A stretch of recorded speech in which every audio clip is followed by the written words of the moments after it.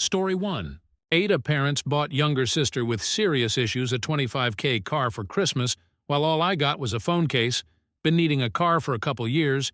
Parents promised one, but gave her one instead. Original post December 29, 2019.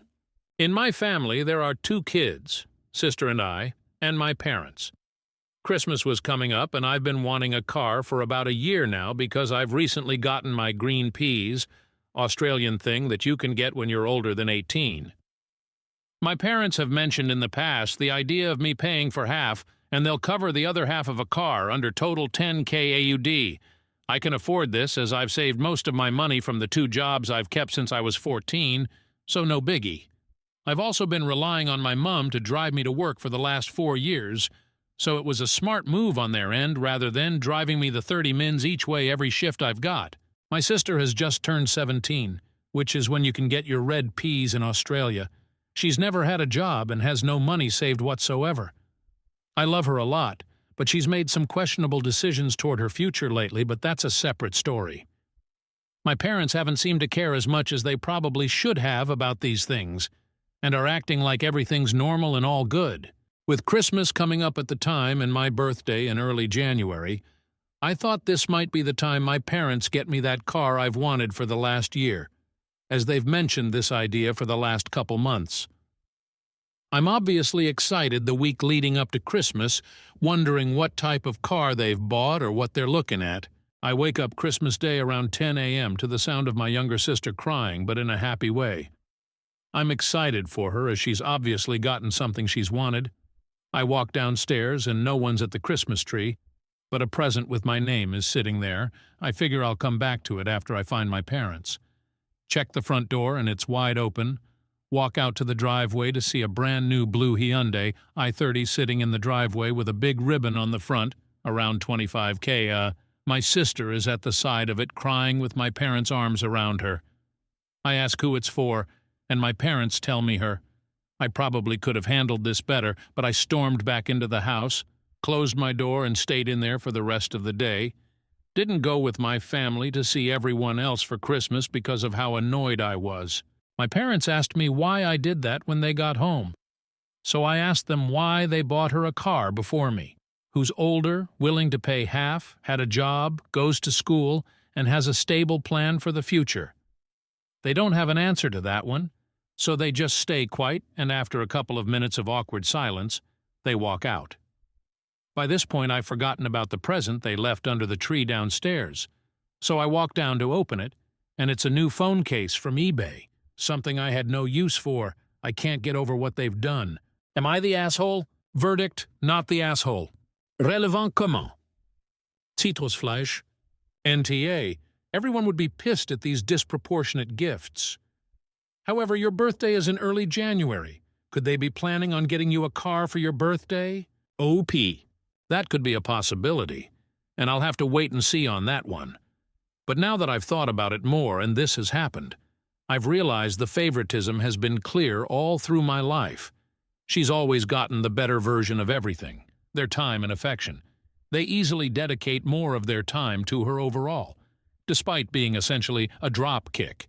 Life sucks sometimes, and I'm coming to learn that now. OP, when asked if anything, was left out of the story. My reaction to the Christmas morning surprise was definitely a little toned down because it was too many characters, but there was a lot of swearing under my breath, punching pillows for a solid half hour. But other than that, not much left out. Small update in the comments. Here. Update. I've had a long and deep chat with my parents. I've told them exactly how I feel and what reminded them about what they promised. They sounded apologetic, and I think maybe they're starting to understand my point of view a bit more. They said they didn't want to ruin anything but to wait until my birthday and see what happens. However, I feel like this wasn't their intention all along, and they only said that to get me back on their side, I'll wait and see how it all turns out, but only time can tell. Thanks for all the comments and upvotes. I'm trying my best to reply to as many as possible, but it's going to take some time.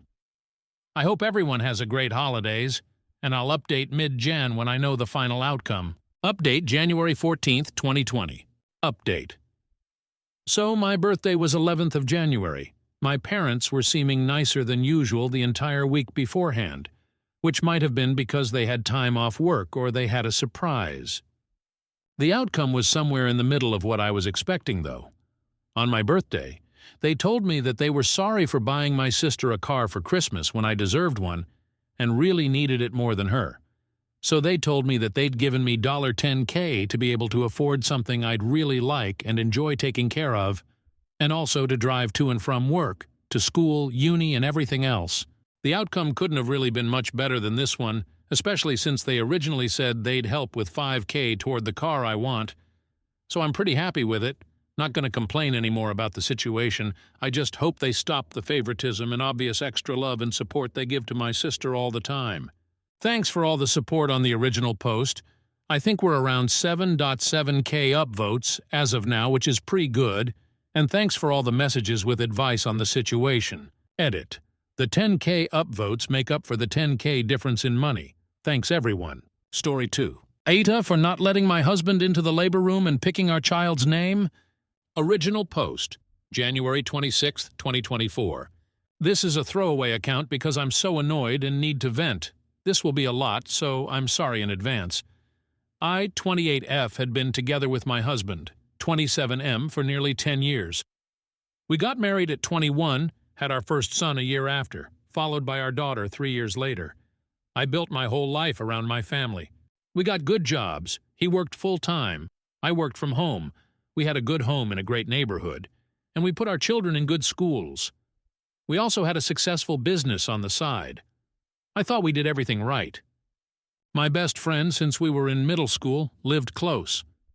We had our daughters around the same time, and we'd have play dates all the time. We leaned on each other a lot.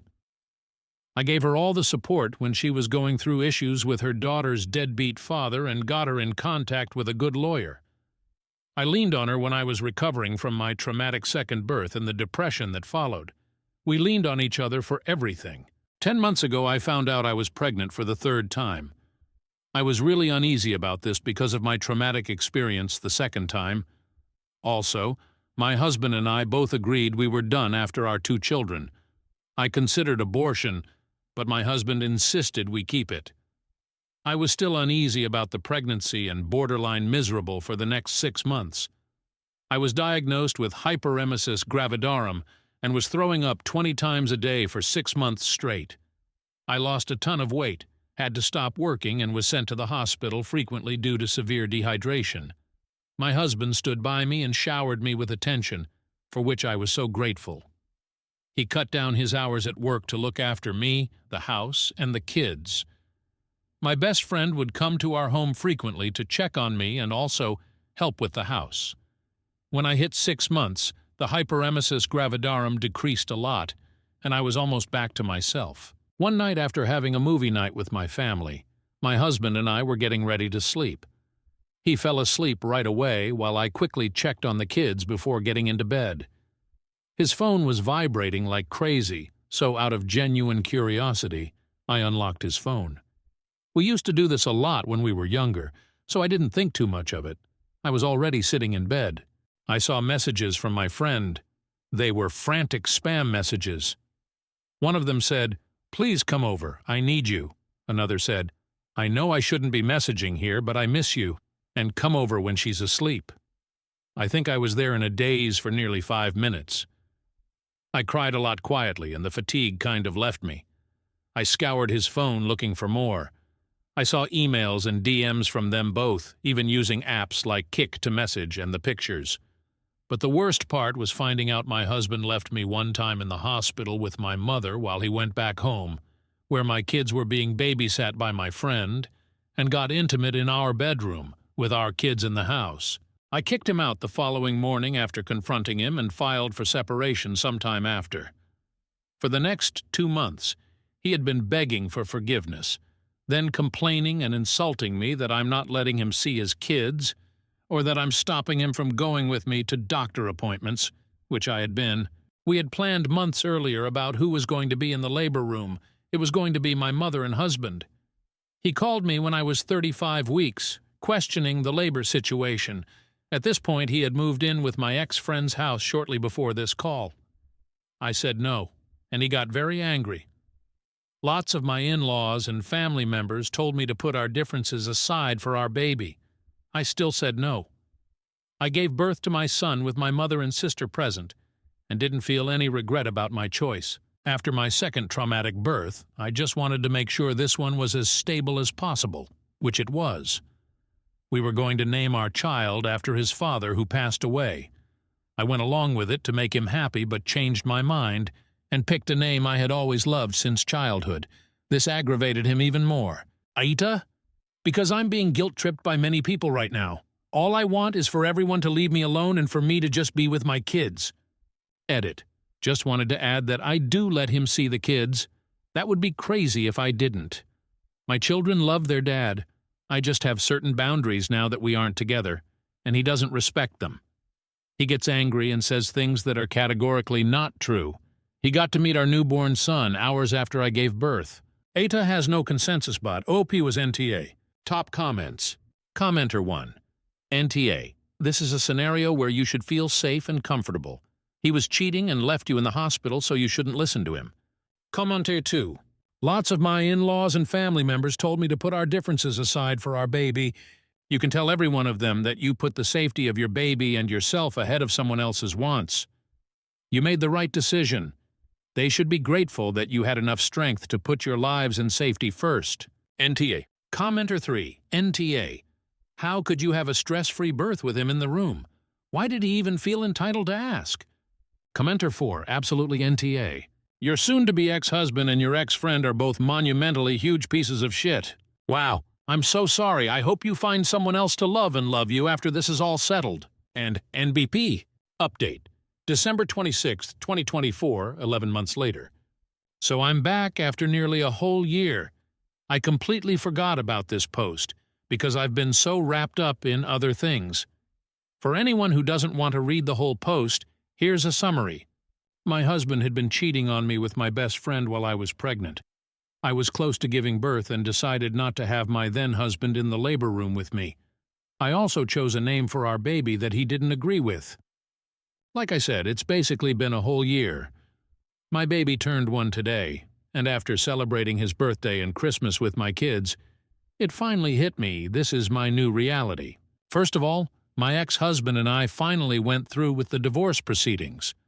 I had been holding it off during my pregnancy and early postpartum period to avoid added stress and to carefully plan for my children and myself. I was awarded primary physical custody of our children. Their dad visits once a week, and the 2 older kids, 7 and 4, spend every other weekend with him. My youngest will start doing the same in a couple of months, which makes me nervous. He's especially clingy with me. All my kids are, but my youngest has really only known me as the most present parent. One of the main stipulations in our custody agreement is that my ex's affair partner is prohibited from seeing the kids. My poor kids have been confused enough by their parents' sudden split, and I didn't want them even more confused by seeing their aunt, who was supposed to be Mommy's best friend, with their dad. It was deemed emotionally detrimental in court. As for the baby name, he's been so bitter about it. I think he's still annoyed about it. His side has been trying to convince me to change the name to something we'd both like, especially after the divorce was finalized. But it's been a year now, and the baby quite literally answers by the name I gave him, so I'm not going to be changing it. He was also unhappy with the child support payments, among other payments, and asked for some revisions. One main thing he asked to change was the cost of our kids' school tuition. He pays for their tuition, which he felt was too much and too harsh. But the court stuck with the original payments. As for my ex-husband and ex-best friend, they continued dating. I found out that they had started seeing each other a month into my 3rd pregnancy. They had actually slept together during my 2nd pregnancy, but didn't pursue a relationship then because, as they put it, they weren't ready to ruin things and didn't want to hurt anybody. My ex's side have been very supportive of their relationship, even inviting her to holiday gathering like Thanksgivings or family holidays. Because of this, my kids don't go very often to these events. I don't know, after this whole fiasco, I'm coming to the realization that perhaps my ex's side never really liked me all that much. But that's okay. I eventually spoke with my ex-best friend to ask why they did it. She claimed that they were just friends but grew close while she was dealing with issues involving her deadbeat ex-boyfriend. Both of them insisted that my ex-husband just wanted to protect her, which supposedly turned into love.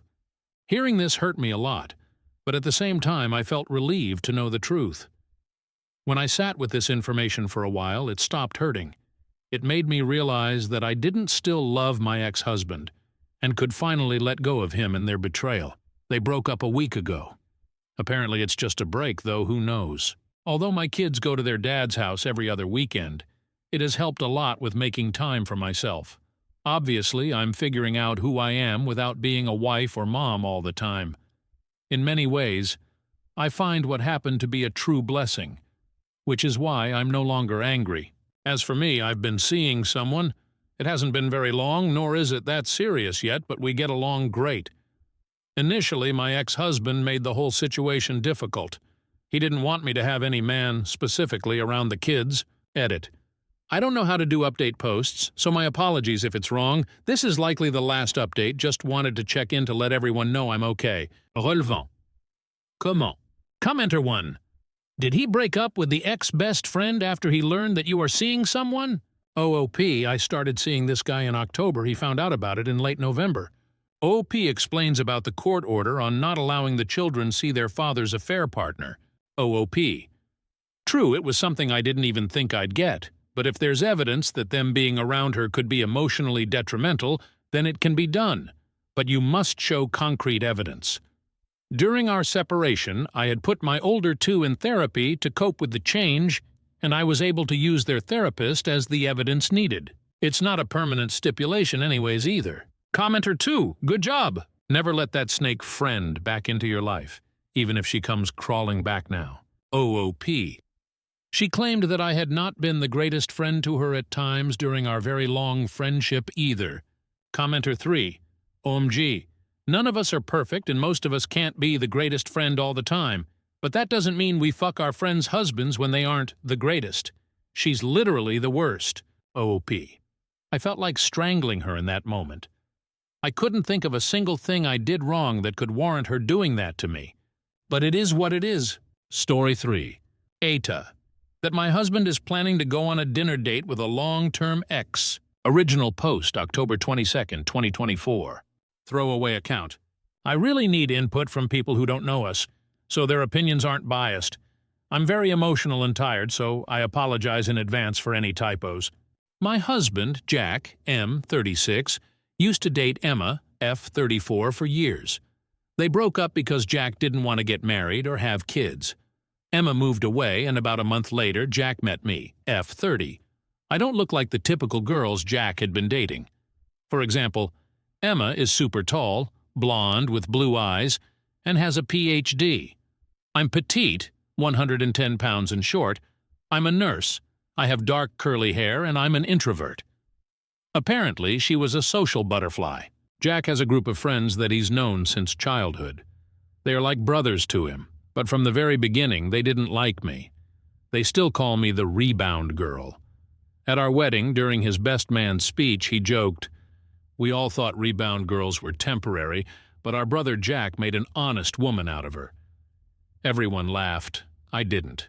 They also joked that I'm just a nurse and that Jack downgraded, since he has a PhD, technically postdoctoral, from a doctor to just a nurse. For my own sanity, I ignore them, and Jack still hangs out with them regularly. Last weekend, there was a fundraising gala, and Emma was there. I saw her for the first time in person.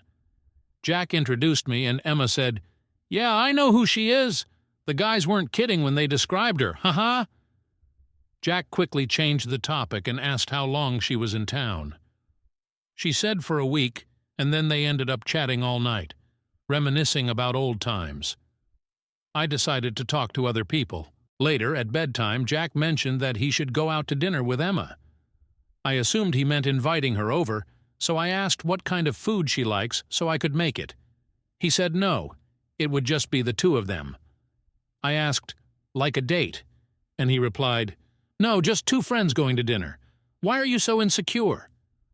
I asked him, "Do you miss her? Do you miss being with her?" He said, I'm not going to lie, it felt great talking to her tonight. There's just something about her. I got really upset and told him he can do whatever he wants, but if he goes on this dinner date, I'm done. He thinks I'm overreacting and being insecure. So, wise people of Reddit, is this rebound girl overreacting?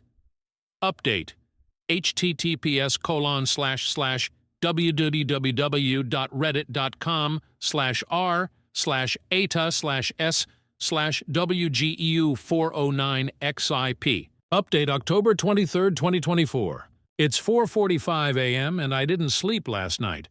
I thought I'd post an update. I decided to stay awake and talk to him when he came home. When he did, I told him, I could have tracked your location, shown up at the restaurant, and done so many things to get my answer. But I'd like to believe you have enough respect for me to tell me.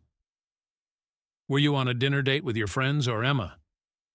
He showed me pictures and said, no, it was all of us. Me, my friends, and Emma. I was stupid enough to feel relieved, even feeling bad for accusing him. Then he told me to sit down because we needed to talk. He said that after seeing Emma at the gala, he couldn't stop thinking about her. He decided to take Monday and Tuesday, yesterday, off and spent the whole day with her, while I assumed he was at work. He went on about how strong their connection was, how they couldn't stop talking, and how much he enjoyed being with her. He told me I'm a sweet woman, but he never felt that spark with me.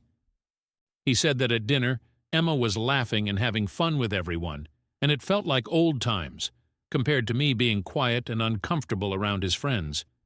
He said it's best if we go our separate ways.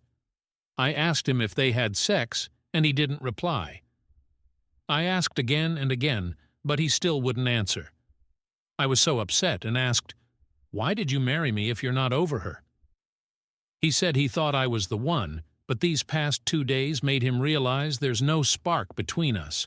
He kept going on about how sweet I am and that I'll find someone too. I told him to shut up. I said, Emma knew about your cancer treatments. Where was she when you needed a friend? Why didn't she ever call you back then? He went quiet. I feel stupid for ignoring all the red flags over the years and wasting 6 years of my life with him. My next step is hiring a lawyer and finding my own place. I feel so numb right now. I'm going to contact my brother to help me. Thank you, everyone. Ken Stebex brings guests for sleep over if his name on the house title October 23, 2024. I will see a lawyer soon.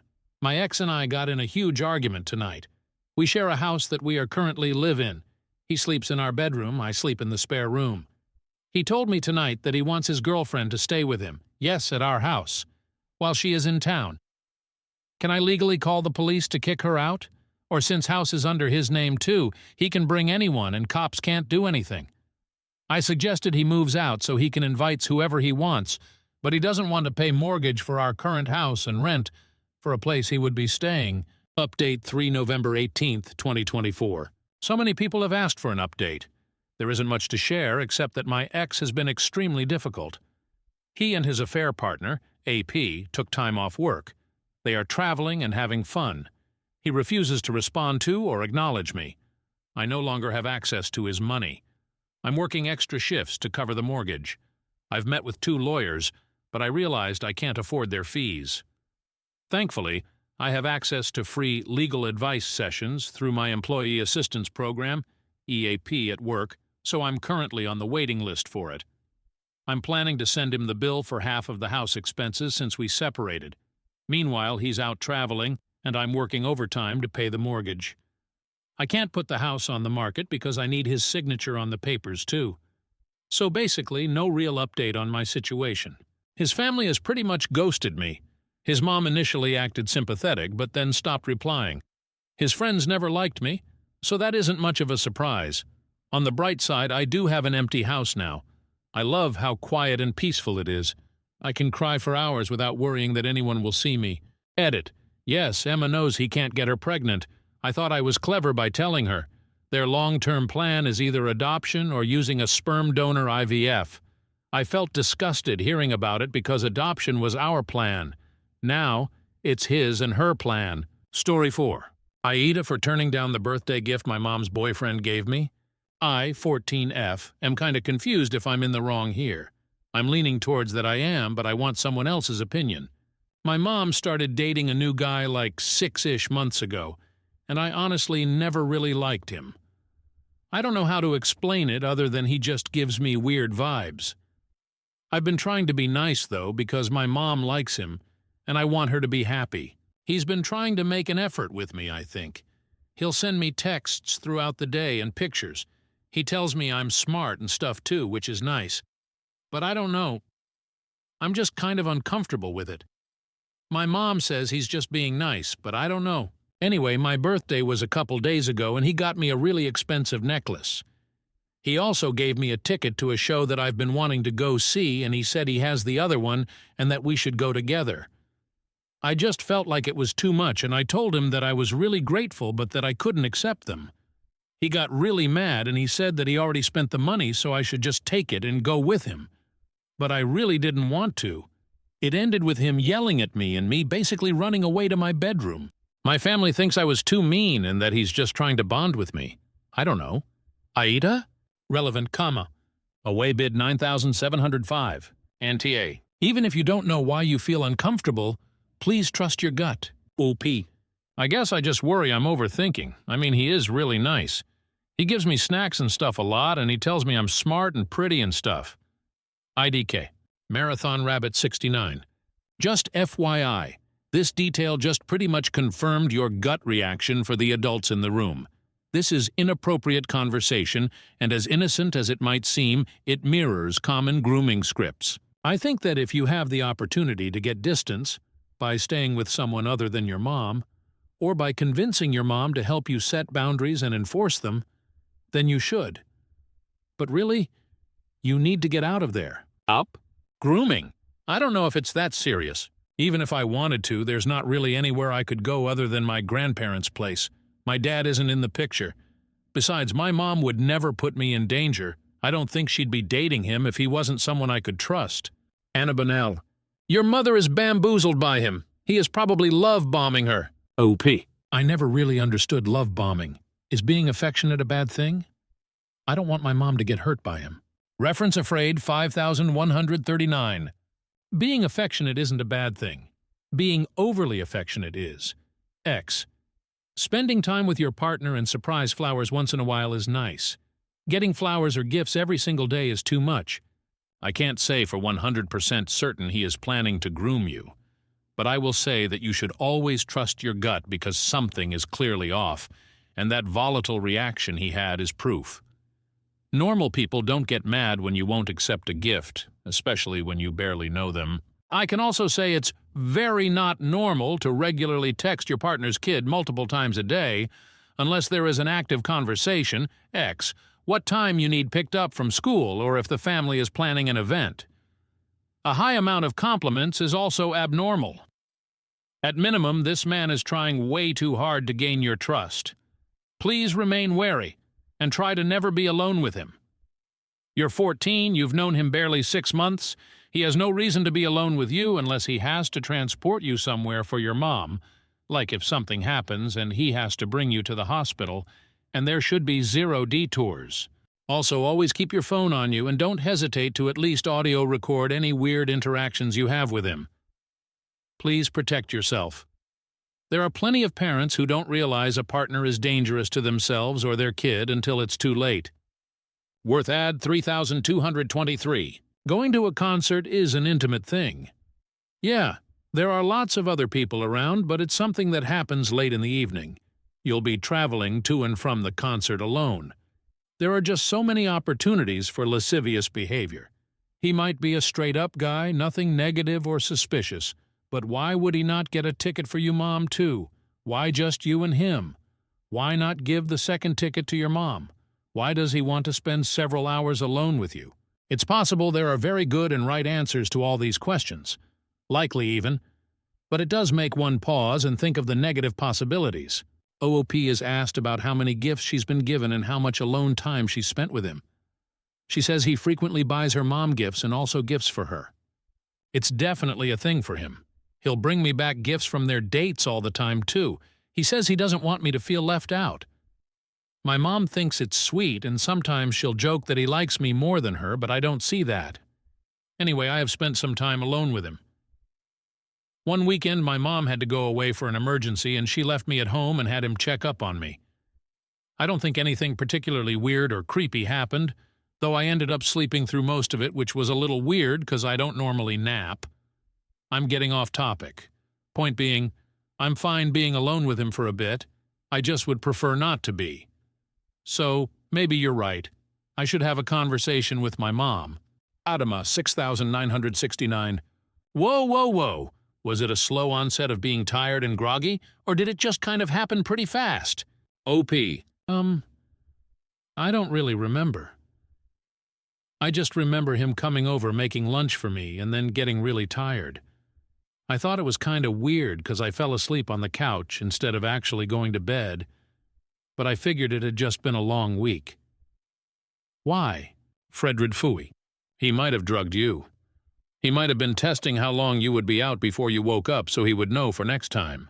If you ever wake up and parts of your body are sore that were not sore when you went to sleep, you may have been drugged. OP. That, huh? I remember feeling really wrong when I woke up afterwards. I was hurting too, but I thought I had just slept wrong because I was on the couch and not in bed. I don't know if I want to think about this. Adema 6969. Sweetheart, when you woke, was the hurting in your neck with a bit of stiffness? Kind of felt like you had a hangover? I know it's only words of a stranger, but you need to tell your mother immediately, if not for you. But the next little girl he targets. Opie, I've never had a hangover before. But I remember that I had a headache when I woke up. I also felt super tired and like I couldn't wake up. I think my neck felt stiff. I more was focused on the fact that my back and chest hurt. I also remember having a bruise on my hip that I didn't remember getting. Update November 4th, 2024. So if any of you were interested, you were right. My mom's boyfriend was trying to groom me. Apparently, for as much as my family said I was overreacting by turning down his gift, my mom didn't like that he yelled at me. Apparently, while she was pushing him for answers about why he got me something so expensive in the first place, he said something she thought was suspicious. Turns out he only started dating her because my mom had a picture of her, my older sister, and me on her dating profile, and he wanted to get to me. Which is creepy. She said she's taking that picture off her profile now, but also she's not going to go on dates for a while, which I definitely feel bad about. I can't help but feel like it's my fault. But, yeah, that's the update. Thank you guys for being so nice, even if you thought I was being a little stupid. I hadn't really learned much about predators before now. Edit. People keep bringing it up, so maybe some of you can give me advice. In a comment, I mentioned him watching me one weekend by himself and sleeping through most of it. Some of you guys are thinking he drugged me and did something because I only got tired after he made me lunch and I woke up sore. Should I actually tell my mom? I don't really see why it matters considering it happened like 2 weeks ago, and I don't think I could prove anything anyway. Relevant commence. Thick hip lips. OP, this is not your fault at all. You are never responsible for anyone else's predatory behavior. Thank goodness your mom chose her kids and didn't keep that asshole around. Always trust your instinct. It will never steer you wrong. I'm so glad you're safe and he's gone. OP. I didn't doubt that my mom would choose me and my sister. The whole situation just makes me sad. Bino0526. If your mom has stopped dating him, he may still try to get to you by showing up at your school or any activities you are involved in. If he shows up at your school, let the people in the office know, and let your mom know. If he comes to your house and your mom's not home, don't let him in. Call the police if he won't leave. Be careful. Trashtila. OP, please tell your mom about the weekend. He watched you. I don't know for sure if he did anything, but the fact that you weren't tired until he gave you something is a red flag. Not to mention you said you were sore when you woke up. Please tell your mom. She did the right thing by breaking it off and getting him away from you, but there are consequences to his actions that you, no offense intended in this statement, a child, shouldn't have to go through. OP. My mom gets home in less than an hour. I guess I'll talk to her then. Grog_U. OP. I'm sorry this happened to you, but please tell your mom about this. As everyone said, get checked for STIs, etc. I really hope he was just checking the drug on you like what the other Redditor said without doing anything to you. I don't know if he can actually be charged or anything, but I'd report him anyway because that man is a predator. I mean, who drugged kids? I'm sure it's not his first time chasing, grooming underage girls. Probably there are moms out there who dated him before that experienced the same thing. Anyway, thanks for being brave and telling your story. Murky_government_29. I was scrolling for some reaction about Edit 2. This needs to be upvoted. OP, you described a gut feeling about this guy. And as a random Redditor, I get a huge gut feeling about the details you described from the weekend. You are not sure if something happened, and I think maybe you want to be sure. You can inform police, hospital, and ask for a medical exam to get answers. Maybe there is some kind of blood test to check if there are traces of any drugs. You can consider an examination by a gynecologist. Maybe they can see if something happened in that area. Then you can ask if an STD and pregnancy test is recommended. Sorry for language. English is not my first language. Last but not least, OP, I'm very, very proud of you. You did incredibly good. Please keep talking with your mom about how you feel. Nothing is her or your fault. You two are stronger than this creep. Update to November 5th, 2024. I don't know if this will be my last update or not, but I wanted to post it because of how many of you seemed worried about me. I told my mom. It was really hard. I want to say I was brave about it, but I cried a lot and was really scared. I could barely actually say it out loud, so I showed her my Reddit post and what you guys were saying. She told me that I shouldn't trust strangers on the internet, but that she agreed that what happened the weekend he was checking in on me was weird. She took me to the ER right after I told her, even though it's really not an emergency. I don't really understand everything that the doctors did, so please forgive me if I say anything wrong. They made me do a blood test, urine test, and they took some of my hair because they said that some drugs can be detectable for a few weeks after. The urine test came back already, and it was confusing because at first they said it was PCP, but then they said that they did another test and apparently there are traces of ketamine, so I don't really know if that means I tested positive for both or if it was only ketamine. I mean, I've never taken either of those things, so he definitely drugged me though. They said he probably gave me something else too, because how I described it didn't seem like ketamine, but I don't really know what that means. Anyway, I guess we're waiting to see if anything else comes back. They also did a pelvic exam and some ultrasound thing. I don't remember what they called it. They said there was trauma, so I was either raped or assaulted in some way. I am, or was I guess, a virgin, so there's no debate there. I also don't exactly know how they can tell, but obviously it's their job, so I don't really feel any way about it. But the social worker they brought in said I'm probably in shock. I told them I had gotten my period afterwards with bad cramps, but they told me that it was probably not actually my period and just me bleeding from it. But yeah, that's where we're at. I'm still in the hospital currently. I don't really know why, but I am. I'm at least staying till tomorrow, apparently. They want me to meet with a psychologist, and they were talking about starting me on some medication. As for police, they've been contacted, but my mom isn't telling me much. I had to answer so many questions earlier. Thank you guys for being so nice. I probably would have never known what happened if someone didn't point it out. I don't know how exactly I feel about that because maybe it would have been nicer to not know. But still, thanks. I'm also sorry if this post doesn't make sense. I don't really feel like myself. Relevant comments. Business_monkey7. I am relieved that the police are involved and that your mom is protecting you. So many of us can't believe this could happen to our family, but it is out there. Remember that none of this is your fault. Oop. Thank you. I'm just so tired at this point. I don't know what I'm feeling anymore. It doesn't feel real at all. Usual Archer 916. When I was raped, I felt no emotion. Looking back decades later, I was in shock. So what you are feeling makes sense. Just tell your therapist what you told us. OP. Yeah. I'm feeling noticeably more this morning. Mainly anxiety. I feel bad. I woke up with a panic attack and scared the nurses because my heart rate alarm went off. Mocha_lattes_. Sweetheart, I just want to say virginity is a concept constructed by people. If you don't count it or remember it, then you can absolutely still be a virgin. If you want to talk about the hymen breaking, then that can happen for a million different reasons. My cousin's broke during horseback riding. Mine while I was playing a sport. Your hymen breaking doesn't mean shit. You never willingly had sex, so you are still a virgin. I hope you find some peace and a therapist. Tell your mom you want her to talk to someone too. Jazzy_B. In response to someone who is a CSA survivor, a Redditor wrote that virginity cannot be taken, but only given. I thought that was lovely and true. Hey Paula, 1963. I'm so thankful to see this update and know that you and your mom have taken steps in the right direction.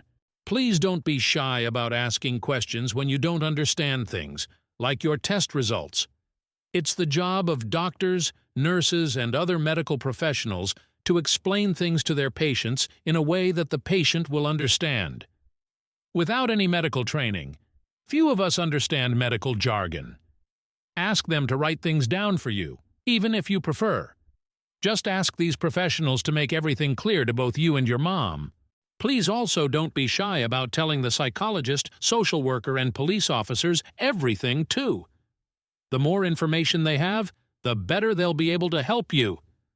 No doubt you're tired and might feel icky and gross about all this, but you will definitely come through as a stronger person.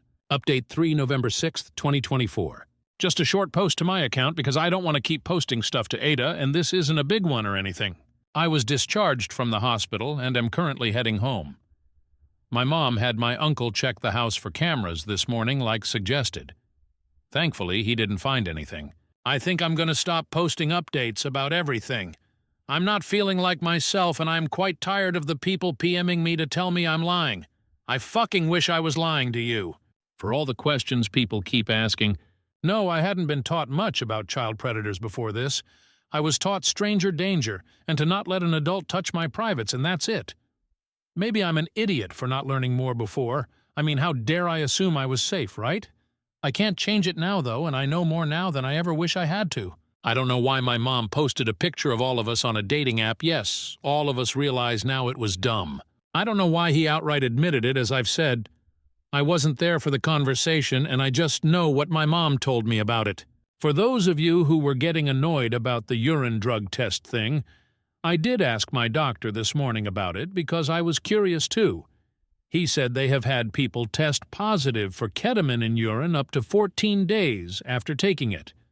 The weekend I keep talking about was the 26/27th, which was 9/10 days ago. I guess technically not 2 full weeks ago, so apparently plausible. He also said the PCP was a false positive. The only positive I currently have is ketamine. I'm sorry if I'm being aggressive. I've been bouncing between crying and lashing out this morning, and I'm just so fucking tired. The therapist was nice. I have an outpatient appointment scheduled with a different one in a week. The nurses and doctors were really nice. Apparently, they did an STI panel with the blood they took, but they're still waiting on results. But yeah, that's all the updates you'll get, probably for a long while if I ever update again. I really want to thank those of you who've been nice to me and have given me advice. Relevant comment? Mysterious_book 8747. Hugs. A digital detox is definitely not a bad idea. Thinking of you and praying for you. Radiant_mention _5155. As someone who went through similar, it is not your fault. I hope you are able to find peace as you move forward in life. If you're in the U.S., Office of the Victim's Advocate can help you get counseling to deal with your feelings. It took me a long time to admit I needed help dealing with everything and didn't expect it to help, but it made a huge difference to help me cope with everything. Update 4 November 21st, 2024. Hi everyone. I know I said I wasn't planning on updating again, or at least not for a while, but I did think some of you would appreciate the update, and I'm in a bit better of a place now. I think I've finally come to terms with what happened for the most part anyway. So last we left off, I had just left the hospital after finding out my mom's ex had drugged and SA'd me when he'd watched me over the weekend. I'm also going to give some warning that this is probably going to be pretty TMI because, I haven't really wanted to talk with people IRL about this. For those of you who were worried about STDs, apparently he gave me chlamydia. The doctors told me it was a thing that not everyone has obvious symptoms apparently, so it's not weird I didn't know. Which is super weird because I always assumed STDs hurt really bad. But anyway, I got antibiotics, so all should be good. I also had my first ever appointment with an OB-GYN, which was weird. She did say there shouldn't be any permanent issues from this, which apparently was a concern of the hospital doctor because of how severe the damage seemed like a week plus out. As for the people who talked about him maybe trying to approach me at school, my mom alerted the school about him. He hasn't showed up at my school or anything, but sometimes I swear I see his car. My therapist, which I've already had 4 appointments with, crazy, said that I should be aware, but that it's more than likely not him and that it's my anxiety. The police were involved for a while, but they said that without DNA evidence, they couldn't technically prove it was him. I don't know how true that is, but my mom said some very mean words about them, so I'm assuming it was not a great conversation. So I guess we just have to move forward on our own. My mom is no longer on any dating apps. It's gotten more and more obvious to me how guilty she feels. But I think she's slowly starting to act more normal with me and my sister again. She also got a gun and has been working on her aim at the shooting range. Kinda crazy, 'cause she's always hated guns, but when I asked, she just cursed out the police. I don't really know how to take that, so I'm just rolling with it. I'm sure Thanksgiving is going to be weird, 'cause basically everyone knows what happened now. But worst case scenario, I'm going to hide from everyone in my bedroom since we're hosting. I'm kind of worried about someone making a comment about it, especially since maybe some of you guessed it because of how little I really knew about sex and predators and stuff, but a lot of my family is super religious. I'm just worried they'll make comments about me being impure or something. I hope not, though. But yeah, that's where I'm at. Things are mostly normal again. Just a bit more therapy, anxiety, and knowledge about sex and sexual predators. Thank all of you who have been really kind to me. It's been a weird few weeks. I started painting again yesterday, though, so maybe I'm getting back to being me. Relevant comments. Phantasmal_Dragonian. If anyone says anything like you're impure, they are not family. Tell your mom and I'm sure she'll agree. That gun is in case he ever shows his face again, and your mom is straight up doing whatever it takes to try to help you hold on to any innocence that you still have left. Treasure that feeling. Lean into knowing the strength of that love, and that will likely be your best way forward with this. If this happened to my daughter, I'd be in jail, and her mom would be alone, but the monster would be gone. Your mom has to fight the monster off and still be there, and that's so much harder. Ancient Canopies. First, I can't tell you how sorry I am, but my comment is just to let you know something I haven't seen anyone mentioning. People go through hard stuff and get blamed. So they internalize that it was their fault. Then they see someone else get hurt, and the part in them that was hurt and blamed before cannot stand it. So they blame the victim again. Because not doing so would mean that they have been wronged all this time, and this hurts more than acting like an AH. I'm not saying this to justify their actions, but to explain that they happen, and there's a reason. But they are clearly wrong. If your family makes such comments about you, you don't have to pretend they aren't being idiots. Let them know. But don't commit the same mistakes I did in my first 30 years of life, which was defend myself externally, but internally accept their words. I was always a brat to my religious family, and I always clapped back. But after many years of therapy, I realized there was 2 parts of me. The intellectual knew they were wrong. The emotional wanted them to accept me. It's a crazy thing, this mind of ours. Beautiful and frightening at the same time. It can be your best coach in life or your biggest enemy. I assure you that anyone who says you're impure or any other garbage like that is really in a fight with their own minds. They live in fear and act as if they belong to a greater cause. But that is just because, again, reality can hurt, and they're not willing to face it. We all have stories. We all project our shadows onto others. And we all get influenced by the shadows of one another. But you don't have to take it in. Awareness makes all the difference. You notice the thought feeling, and you question it. Many times you'll see you don't actually believe it. But even when you know you don't believe it, take some time to be your own therapist and hear yourself. I do this by writing letters without thinking, just writing. Because you, too, have both minds, the intellectual and the emotional. and both deserve to be heard and cared for. Your mom is doing great. She made a mistake by putting your picture, but it was out of ignorance, not knowing. You did nothing wrong. You didn't have to have been prepared or anything like that. The fault is entirely on the predator's shoulders. He needs to be locked up. I think it's great that you're painting again, and I think that whatever you feel like you need to do, that's your way of healing. Trust your intuition to guide you to the best decisions. Sometimes is working with a therapist, sometimes is distracting yourself with some show. You have all the time you need, and at some point the bad feelings will be just like a TV turned on another room on a rainy day. You'll barely notice it there if you notice it at all. Editor's note. OOP has said the police are declining to prosecute. Her family seems to be getting their life back on track, and she did not seem inclined to post again. It has also been a month since her last post. I will mark this as concluded, though there could be some further updates at some point. Story 5. AITA for demanding back a loaned antique that wasn't supposed to be a gift?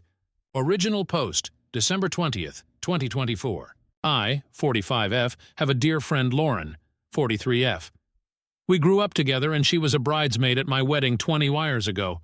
Several years ago, my husband and I had a great opportunity to work and live abroad for a few years. It required that we sell our house and most of our belongings and put the rest in storage. One item I did not want to let go was a beautiful antique crystal lamp that belonged to my late grandmother. It holds many important memories for me. Unfortunately, our storage unit was so full that I was afraid I wouldn't be able to squeeze it in without giving up something else we wanted to keep. I mentioned this dilemma to Lauren, and she jumped in with an offer to hold on to the lamp for me. She said it would look gorgeous in her living room and she would be proud to display it there until we got back. I was thrilled. Well, our time abroad recently came to an end and we are now back in the U.S. We bought a new house, collected our belongings from storage, and are in the process of furnishing it. I asked Lauren for my lamp back and she got all pissy and said that she understood it was a gift. I reminded her that it was a family heirloom that she promised to keep for me until I got back, but she insists that's not how she remembers it. She said she adores this lamp. It's the focal point of her living room decor, and that if I demanded it back, our friendship would be over. I'm heartbroken. She is one of my oldest friends, and while she can be quirky, she's never done anything like this before. I don't want to lose her friendship, but I also don't want to lose a treasured family heirloom. It's also worth quite a bit of money. It appraised at over $2,000. To be clear, I am 100% confident that I did not tell her it was hers to keep. Given our lifelong friendship, I thought it was safe to leave it with her. I can't even fathom why she thinks I gave it to her. We are not rich. I would never give a gift that expensive to anyone. To make matters worse, I told my sister about all of this, and she hit the roof. That lamp holds memories for her too, and she was livid that it might be lost to our family. I've always intended to pass it down to my own daughter. So last week I told Lauren I want the lamp.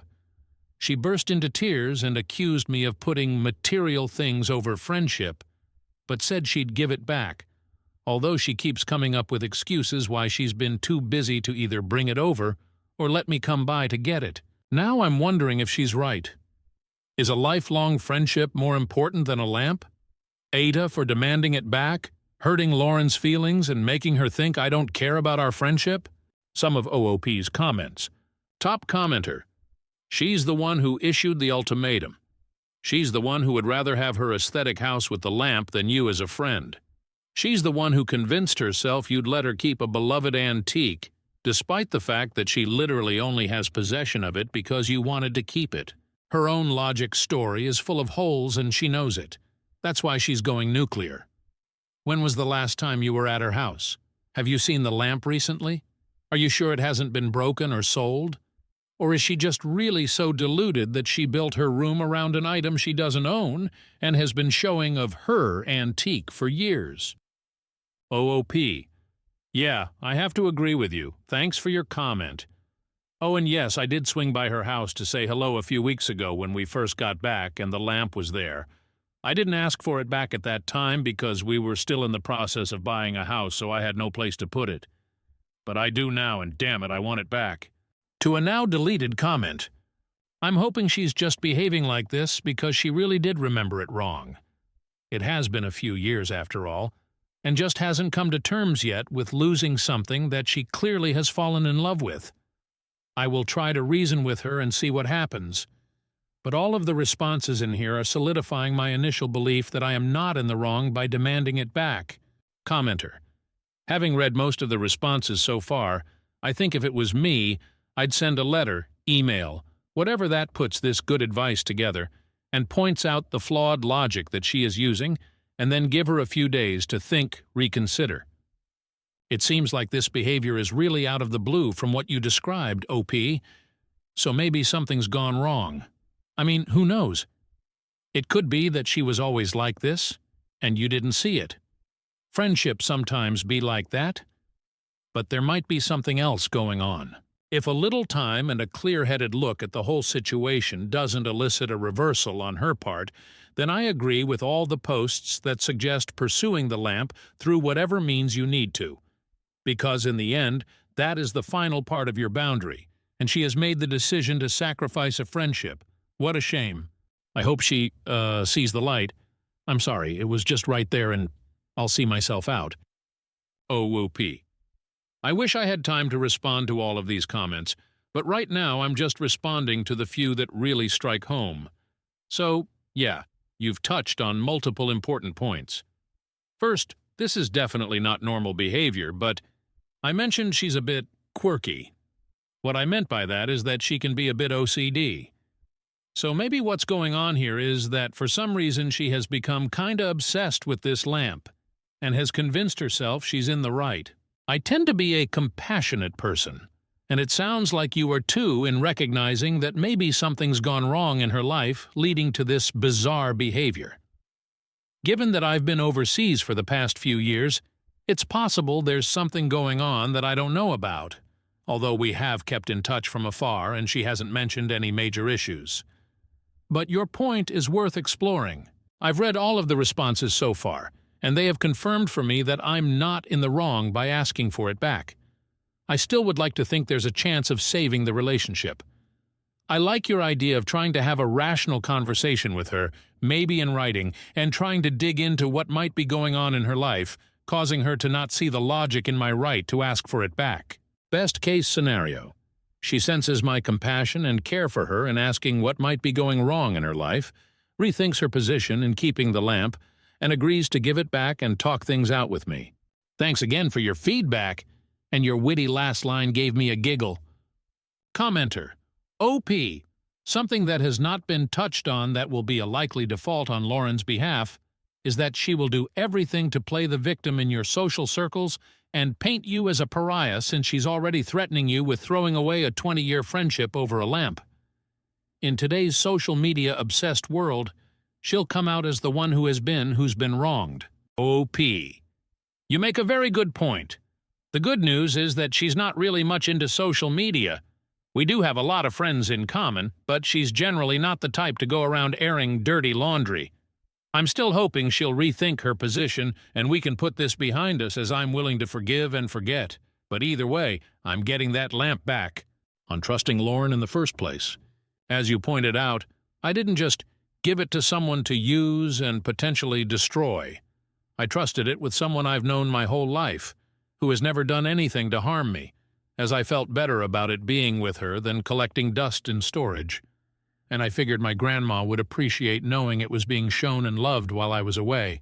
I posted this question to find out if I'm the asshole for * wanting it back *, not for trusting her with it in the first place. If trusting a lifelong friend means I suck, well then I don't want to not suck. Obviously it turns out my trust was misplaced, but I don't blame myself for trusting her in the first place. OP is voted NTA. Update in comments, December 21st, 2024. Next day. I got the lamp back! I want to thank everyone who commented for all of the support. It helped me to see how I was allowing Lauren to manipulate me into believing that somehow I was in the wrong for wanting my lamp back. Early this morning I drove over to her house. It's Saturday, so I figured she'd be home, And she was. I could tell as soon as she opened the door that she knew why I was there. And yes, the lamp was there. Someone commented a suggestion that I bring her a bottle of wine to thank her for caring for my lamp, and I thought that was a great idea. Lauren does love wine. I brought her a very nice bottle that we brought back from abroad. I said I'm sorry things have gotten tense between us, and I do value her friendship very much. I handed her the bottle and told her this is a gift to say thank you for taking such good care of my grandma's lamp. I said, I'm sorry if there was any confusion about my intention in letting you hold on to it, but I think you know now how important that heirloom is to me and my family, and I need to take it back. She kept saying she believed it was a gift, but I stood my ground and said she is remembering it wrong. I reminded her that this was a family heirloom. I said, think about this. To you, it's a pretty lamp. To me, it's a reminder of my departed grandma and all the wonderful time spent in her house with this lamp lighting up her living room.